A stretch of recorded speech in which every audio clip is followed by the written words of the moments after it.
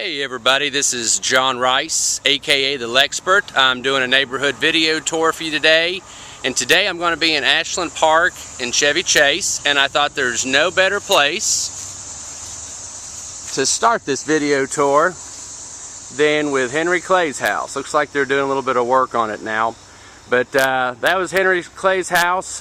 He had a big farm out here, and then it got developed.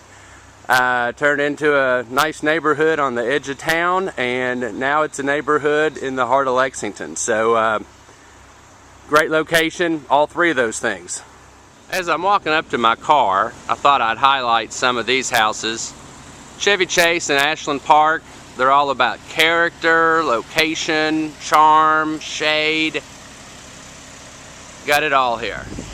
Since I'm doing a video tour here and not a mini series, what I'm going to do is I'm just going to highlight some of my favorite parts of this neighborhood, or both of these neighborhoods, Chevy Chase and Ashland Park. I'm on a road right now called South Hanover, and really love this street. Let me show you here. It's got this median in the middle. Really love that.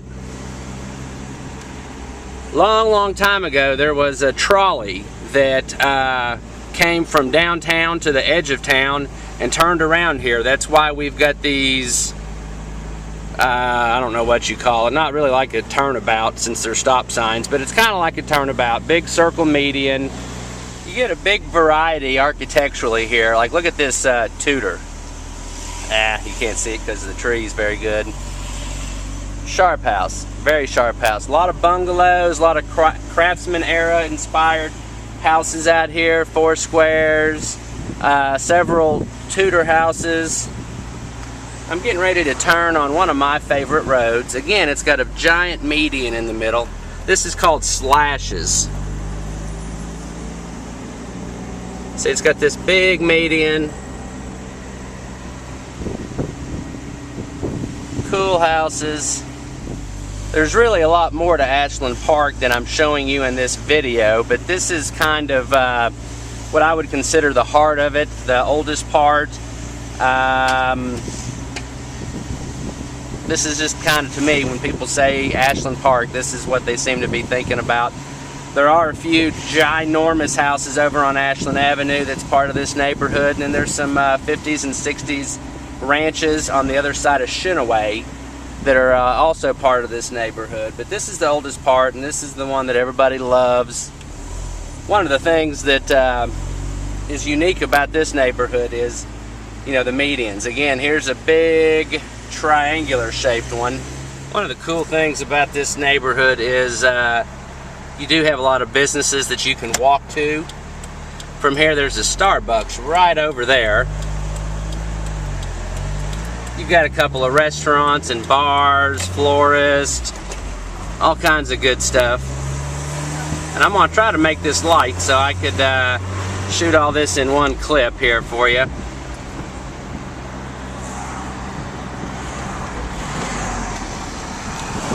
Got a pharmacy, liquor store, little businesses up here. That building right there used to be a Long John Silver's. I don't know if anybody can still make that out or not. I'm starting to come into Chevy Chase now. I'm coming into Chevy Chase now, and that restaurant right there used to be a gas station years ago. It's Billy's Barbecue now. Really good, trendy local spot for barbecue. Right now I'm on a road called Hart, H-A-R-T, and you're probably noticing that the houses in Chevy Chase seem to be a little smaller than in Ashland Park, and that's totally accurate. Ashland Park was, you know, when it was built, was probably a little more bigger houses, more upscale. This was more just kind of typical houses for the time, but it just had so much charm and of course a great location that you know, people have started moving down here to get the character, and as a result of that, a lot of these houses have had major additions on the back. They might look all cute and charming on the front. In fact, here's one right here with an addition. But a lot of these, if you look on like Google Earth, get a satellite view, they fill almost the whole lot. Look at that. Isn't that neat? All that stonework. I'm on a road called Dudley. And again, this is one of my favorite streets. I had a friend, my best friend in high school, I'm still friends with him, lived on this street.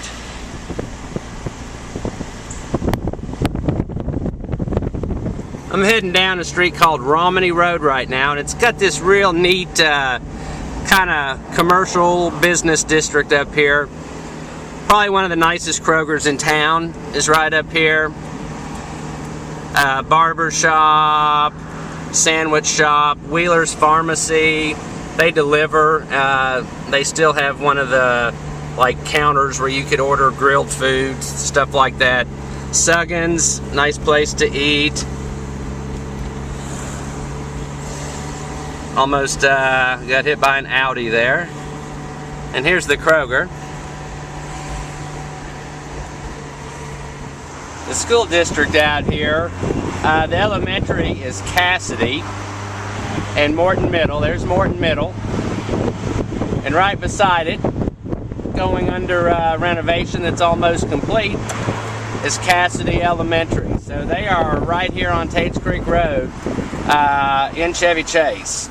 The high school's Henry Clay, which isn't too far away, maybe about 7 or 8 stop signs away. Alright, Chevy Chase and Ashland Park. We've talked about everything except price.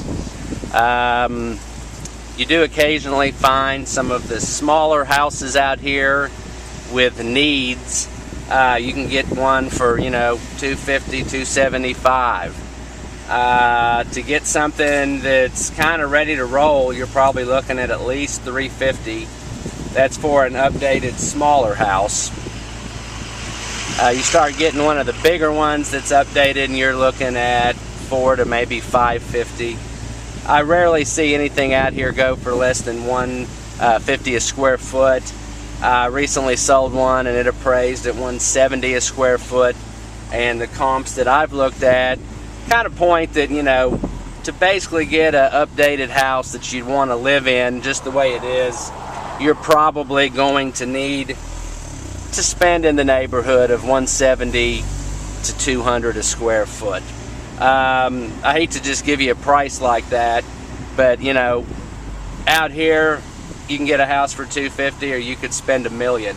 It just really depends. So, but I think the bulk of the ones, I've been showing a lot in this neighborhood lately, the bulk of them seem to be, you know, like a smaller decent house, $330s, $350, a larger decent house, $450, $500. Then of course you've got the exceptions that are higher and lower than that. So anyway, I've had a blast being out here. It's 90-some degrees. There's lots of shade out here. Beautiful houses, front porches, great location, desirable school district. You really can't go wrong with buying here. In fact, that's what I recently told a client that did buy out here. I said, you know, if you're going to spend that kind of money in that high-end market, let's get somewhere that isn't going to go out of style. This neighborhood's been popular for years and is always going to be popular.